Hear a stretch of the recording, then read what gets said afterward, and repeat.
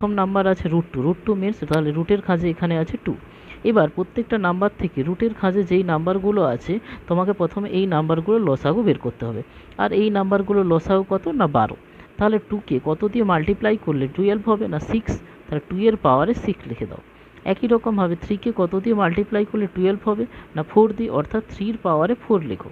এখানে রুটের খাঁজে 4 আছে, 4কে কত দিয়ে গুণ করলে 12 হবে না 3 দিয়ে, তাহলে 5 এর পাওয়ারে 3 লিখে দাও।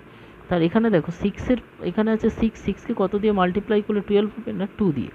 তা 2 টু দি পাওয়ার 6 মানে অর্থাৎ 64, 3 টু দি পাওয়ার 4 মানে অর্থাৎ 81, 5 কিউব অর্থাৎ 125 এবং 6 স্কোয়ার অর্থাৎ 36।